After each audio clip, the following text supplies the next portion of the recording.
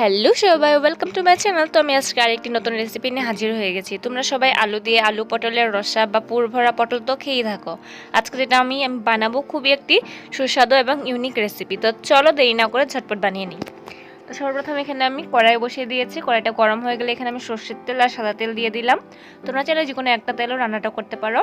তারপরে এখানে আমি দিয়ে দিচ্ছি হলো অল্প নুন, অল্প হলুদ গুঁড়ো। তারপরে এখানে আমি দিয়ে দেবো হলো কেটে রাখা পটলগুলো। তো পটলগুলো আমি অল্প ছোটো ছোটো করে কেটেছিলাম, তোমরা চাইলে অল্প বড় করেও কাটতে পারো। তো যাই হোক, আমি এখানে সবগুলো পটল দিয়ে দিচ্ছি আর পটলগুলোকে ভালো করে অল্প সময় ফ্রাই করে নেব। এখানে আমি মিডিয়াম টু হাই ফ্লেমেই ফ্রাই করেছিলাম। তো পটলগুলো যাতে 70% কুক হয়ে যায় আমি ওই হিসাবেই ফ্রাই করব। তো আমার পটলগুলো প্রায় এখানে ফ্রাই হয়ে গেছে, 70% কুক হয়ে গেছিলো। তো আমি এখানে পটলগুলোকে তুলে নিচ্ছি।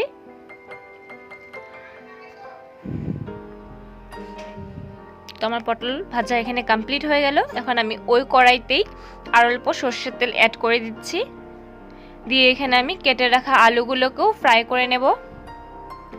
তো যেরকম আমি পটলগুলোকে ফ্রাই করেছিলাম 70% করে, আমি আলুগুলোকেও 70% যাতে কুক হয়ে যায় ওই হিসাবেই ফ্রাই করে নেব।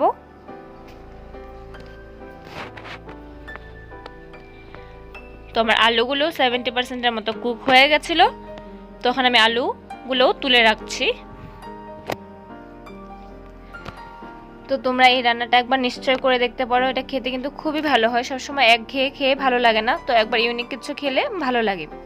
তো যাই হোক, এখন আমি ওই কড়াইতে আবার একটু সর্ষের তেল আর একটু সাদা তেল এড করে দিচ্ছি। তারপরে ফোড়নে দিয়ে দিচ্ছি হলো দুটো তেজপাতা, দুটো শুকনো লঙ্কা দিয়েছিলাম চিড়ে, আমি দিয়েছিলাম 3টে এলাচ, মুখটা ফাটিয়ে দিয়েছিলাম অল্প সাত জিরে। আর এখানে আমি তেলের মধ্যে দিয়ে দিয়েছিলাম হলো হাফ চা চামচ হলুদ গুঁড়ো, হাফ চা চামচ জিরে গুঁড়ো, হাফ চা চামচ ধনে গুঁড়ো। তারপরে দিয়েছিলাম হলো অল্প একটু কাশ্মীরি লাল লঙ্কার গুঁড়ো। আমি এখানে কিন্তু নুনটা ব্যবহার করিনি, নুনটা আমি পরে দেব। তারপরে এখানে আমি দিয়ে দিচ্ছি হলো আদা বাটা আর কাঁচা লঙ্কা বাটা। এখানে আমি 12টার থেকে 15টা কাঁচা লঙ্কা নিয়েছিলাম আর 2 ইঞ্চের মতো আদা নিয়েছিলাম। তো রান্নাটা সম্পূর্ণ নিরামিষভাবেই করছিলাম, তার জন্য এখানে আমি কোনো পেঁয়াজ রসুনও ব্যবহার করিনি। তো যাই হোক, এখানে আমি তেলের সঙ্গে মশলাটাকে ভালো করে অল্প কষিয়ে নিয়েছি। এখানে আমি মিক্সি জারটা ধুয়ে অল্প জল দিয়ে দিয়েছি যাতে মশলাটা আমার পুড়ে না যায় আর খুব সুন্দর করে কষানো হয়ে যায়। তো দেখতেই পাচ্ছ কি সুন্দর লাগছে মশলাটা দেখে। তারপর আমি এখানে দিয়ে দেব হলো কেটে রাখা টমেটো। এখানে আমি একটা টমেটো ব্যবহার করেছিলাম মিডিয়াম সাইজের। তো টমেটোটা দিয়ে আমি এটাকে 10 সেকেন্ডের মতো ফ্রাই করে নেব। তো মশলাটার থেকে তেল ছাড়া স্টার্ট হয়ে গেছিলো আমার। তো এখন আমি দিয়ে দেব হলো ভেজে রাখা পটল আর আলুগুলোকে, দিয়ে আমি মশলাটার সঙ্গে ভালো করে কষিয়ে নিচ্ছি। এখানে আমি 5 মিনিট সময় কষিয়েছিলাম মিডিয়াম টু হাই ফ্লেমে। তো দেখতেই পাচ্ছ দেখতে কি সুন্দর লাগছে। তোমরা অবশ্যই একবার এটাকে ট্রাই করে দেখতে পারো, খুবই খেতে সুস্বাদু হয় এবং খুবই একটা সুন্দর সেন্টও চলে আসে। তো এখানে আমি 5 মিনিটের মতো কষানোর পর এখানে আমি দিয়ে দিয়েছিলাম হলো জহা চাল। তোমরা জহা চালের বদলে গোবিন্দভোগ চালও ব্যবহার করতে পারো, ঘরে যেটা অ্যাভেলেবেল থাকে ওটাই দিতে পারো, কিন্তু অল্প সেন্ট হলে ভালো লাগে, খেতে খুবই সুন্দর আসে।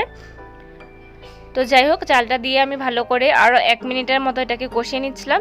যেহেতু আমি আগে নুনটা দিইনি, তার জন্য এখন আমি নুনটা এখন দিচ্ছি। নুনটা অবশ্যই তোমাদের টেস্ট হিসাবে দিও।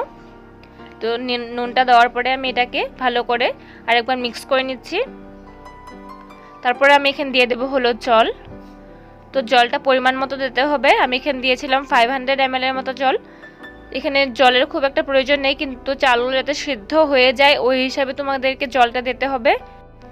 তো জলটা দেওয়ার পর এখানে আমি দিয়ে দিয়েছিলাম হলো সানরাইজের শাহি গরম মশলা। তোমাদের ঘরে যেটা অ্যাভেলেবেল থাকে অবশ্যই এটা দিও, টেস্টটা কিন্তু দ্বিগুণ বাড়িয়ে দেয়। তো শাহি গরম মশলা দিয়ে দেওয়ার পর এখানে আমি 5 মিনিট সময় ঢাকা দিয়ে নিয়েছিলাম। তো 5 মিনিট পরে আমি ঢাকাটা সরিয়ে দেখে নিলাম যে চালটা সেদ্ধ হয়েছে কি না। তো আমার চালটা কিন্তু সেদ্ধ হয়ে গেছিলো। তো আমি লাস্টে দিয়ে দিচ্ছি এখানে অল্প সামান্য চিনি আর দিয়ে দেবো হলো অল্প ঘি। নিরামিষ রান্নাতে এরকম অল্প চিনি আর অল্প ঘি দিলে টেস্টটা কিন্তু খুবই সুন্দর আসে। তো যাই হোক, আমার রান্নাটা কমপ্লিট হয়ে গেল। তোমাদের কেমন লেগেছে আমার এই রেসিপিটা অবশ্যই কমেন্টে জানিও।